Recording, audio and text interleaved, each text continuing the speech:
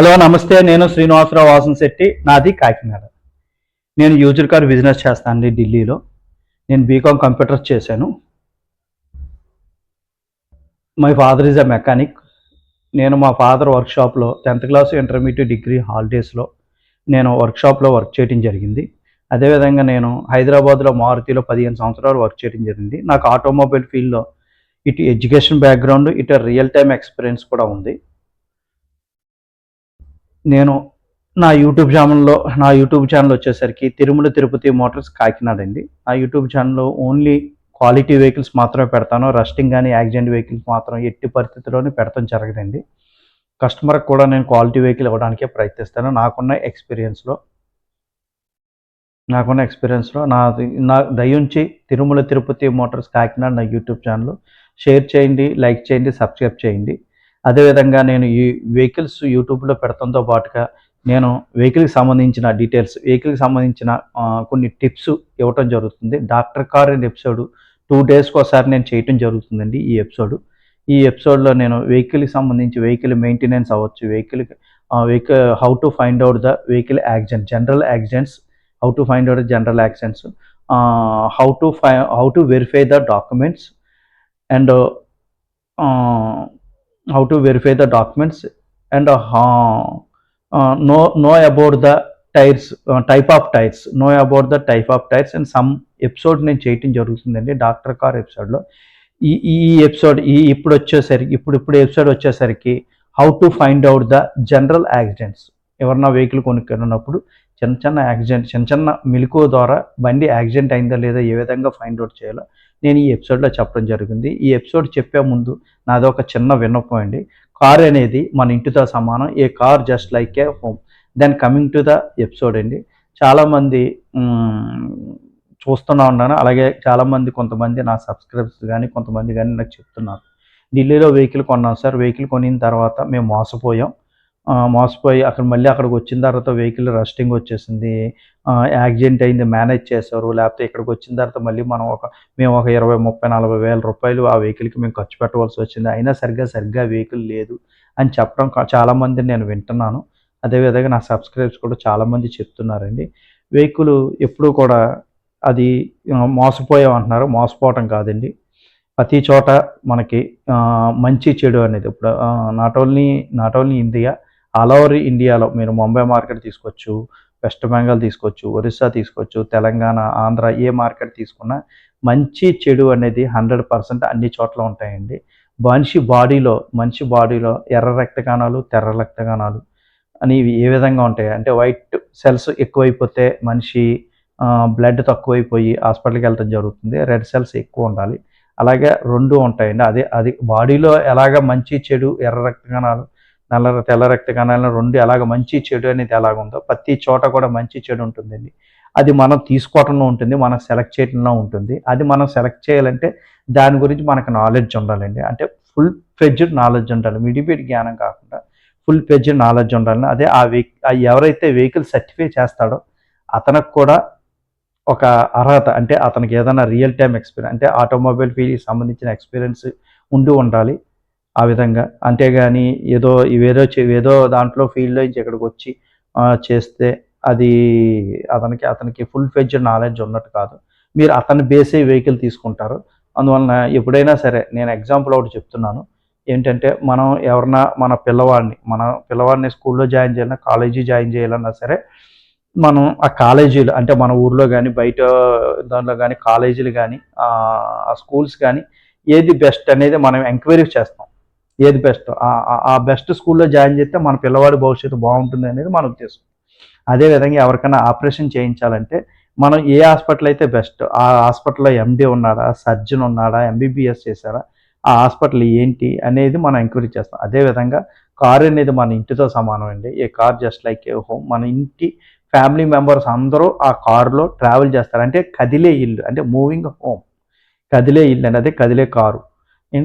అందులో మన family travel చేస్తాం. అటువంటిది మన ఫ్యామిలీ మొత్తం ట్రావెల్ చేసే వెహికల్ దారి మధ్యలో ఆగిపోతే అంటే మన నడి రోడ్లో నిలబడుతుంది. నడి రోడ్లో నిలబెట్టేదాన్ని మన కార్ని ఎంత జాగ్రత్తగా సెలెక్ట్ చేయాలి, అలాగే ఆ కార్ని సర్టిఫై చేసే ఆయనకి ఎంత జాగ్రత్తగా ఉండాలి, అతను ఏం చేశాడు, డిప్లొమా మెకానికల్ చేశాడా, ఐటీఐ మెకానికల్ చేశాడా, బీటెక్ మెకానికల్, అతనికి ఆ ఎక్స్పీరియన్స్ ఉందా లేదా అనేది మనం ముందు చెక్ చేసుకోవాలి. అతనికి ఆ ఎక్స్పీరియన్స్ ఉంటేనే మనకి మంచి వెహికల్స్ ఇస్తాడు.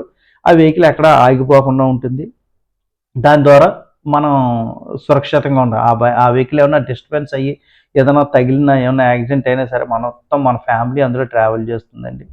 కొలాప్స్ అయిపోతుంది. అందుకని వెహికల్ మనం చూసుకునేటప్పుడు వెహికల్ సర్టిఫై చేసే ఆయన్ని కూడా అర్హత అతనికి ఏముంది అనేది, ఒకసారి ఇంజిన్ స్టార్ట్ చేస్తే ఆ ఇంజిన్ ఇళయరాజా మ్యూజిక్ వస్తుందా, దేవిశ్రీ ప్రసాద్ మ్యూజిక్ వస్తుందా అనేది కూడా తెలుసుకోవాలండి. తెలుసుకుని అప్పుడు ఆ వెహికల్ జోలికి మనం వెళ్ళాలి. అంతేగాని మోసపోయామని ఒకళ్ళ మీద నిందనేయటం కాదండి. మనం ఆ వెహికల్ సెలెక్ట్ చేసే వ్యక్తి కరెక్ట్ వ్యక్తే కాదా, అతను కరెక్ట్ డాక్టరే కాదా, అంటే ఆ వెహికల్కి కరెక్ట్ డాక్టరే కాదా అనేది మనం చూసుకోవాలని, ఏ విధంగా మన పిల్లవాడికి మన ఫ్యామిలీ మెంబర్ కానీ ఆపరేషన్ చేస్తున్నప్పుడు ఏ విధంగా మనం చేసుకుంటున్నామో అదే విధంగా ఈ వ్యక్తి ఆ వెహికల్ని సర్టిఫై చేయగలడా లేదు. ఎందుకంటే మనకు అంత నాలెడ్జ్ ఉండదు, ఆ వ్యక్తే దాన్ని సర్టిఫై చేస్తాడు. అందువల్ల ఆ వ్యక్తి గురించి మనం ఆలోచించాలి. ఆలోచించి ఆ వ్యక్తి కరెక్ట్గా మన కరెక్ట్ వెహికల్ ఇప్పించగలడా, నమ్మకం ఉందా అనే దాని మీద వెళ్ళాలండి. అదే అది నేను చెప్పేది. ఇప్పుడు ఇప్పుడు ఈరోజు నేను చేయబోయే episode how to maintain the vehicle ఈరోజు ఎపిసోడ్ అండి. అసలు మెయింటెనెన్స్ అంటే ఏంటండి? చాలామంది అంటారు హౌ టు మెయింటైన్. నేను time to time oil change చేస్తానండి, time to time engine oil filter change చేస్తానండి అన్నీ చెప్తూ ఉంటారు. వెహికల్ మెయింటెనెన్స్ అంటే time to time oil change చేయటం కాదు సార్. ఆయిల్ చేంజ్ చేయడంతో పాటుగా వెహికల్ కూడా మీరు ఉంచవలసిన కండిషన్లో మీరు ఉంచుకోవాలి. ఉంచవలసిన కండిషన్లో మీరు వెహికల్ ఉంటే మీ వెహికల్కి ఎటువంటి ప్రెజర్ ఉండదు. అవి ఏంటి అనేది చెప్తాను. How to maintenance the vehicle today's episode. ఈ వెహికల్ని ఎప్పుడైనా సరే మనం బయటికి తీసుకెళ్ళేటప్పుడు, వెహికల్ని కంపల్సరీ బయటికి తీసుకెళ్ళేటప్పుడు ఇంజిన్ ఆయిల్ గేజ్ ఎంత ఉంది, వాటర్ ఎంత ఉంది, టైర్స్ కండిషన్ ఏంటి, స్టెప్నీ టైర్ ఎలా ఉంది, వీల్ రెంచ్, వీల్ ప్యాను ఉందా లేదా అనేది 100%, అంటే లాంగ్ జర్నీ వెళ్ళేటప్పుడు 100% మనం చెక్ చేయాలి. లేదండి మొన్నే చేశానండి, వేరే ఊరు వెళ్ళొచ్చండి, అలా కాదు సార్. ఎప్పుడన్నా మనం హైవే మీద ఎక్కడైనా రోడ్ల మీద వెళ్తున్నప్పుడు రోడ్లు వేస్తూ ఉంటారు. రోడ్లు వేస్తున్నప్పుడు చిన్న చిన్న రాయిలు ఉంటాయండి. మనం వెళ్ళే స్పీడ్కి ఆ రాయిలు పైకి లేసి ఏదైనా ఓస్ పైపుని కానీ లేకపోతే రేడియేటర్ని కానీ అది ఖననం చేసే ఛాన్సెస్ ఉంటాయి. దానివల్ల వాటర్ లీకేజ్ ఉంటుందండి. వాటర్ చిన్నగా లీకేజ్ అయిపోతుంది. అందువల్ల కరెక్ట్ మెజర్మెంట్ కరెక్ట్గా ఉందో లేదో చూసుకుంటూ ఉండాలండి.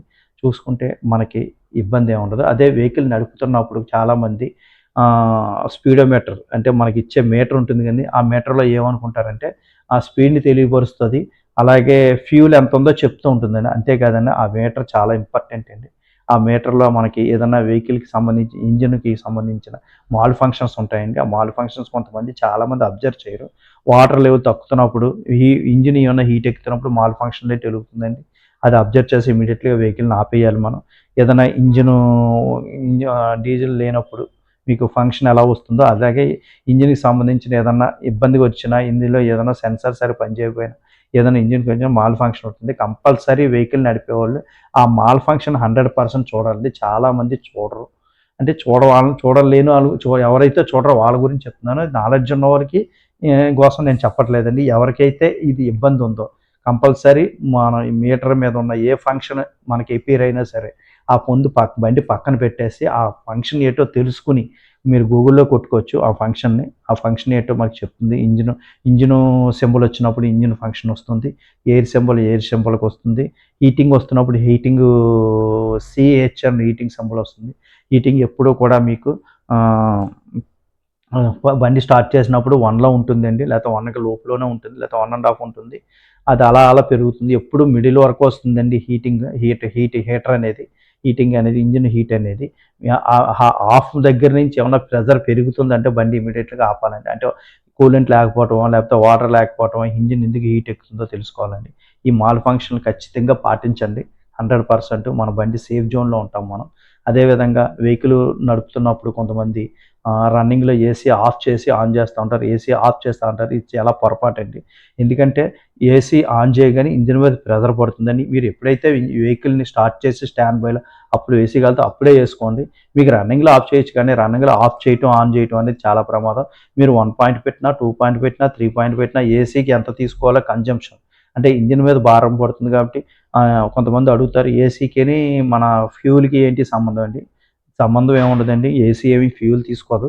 ఎట్టి పరిస్థితుల్లోని ఇంజిన్ ప్రెషర్ పడుతుంది. ఇంజిన్ మీద ప్రెషర్ పడటం వలన ఇంజిన్ పికప్ డ్రాప్ అయ్యి అప్పుడు ఫ్యూల్ ఎక్కువ కాలటం జరుగుతుందండి.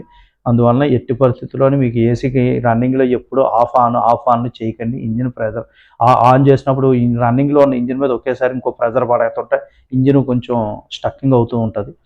అది చూసుకోండి.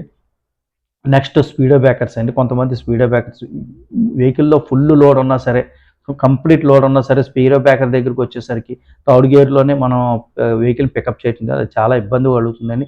ఇంజిన్ మీద ప్రెషర్ పడుతుంది. లోపల బోర్ అరిగిపోతుందండి.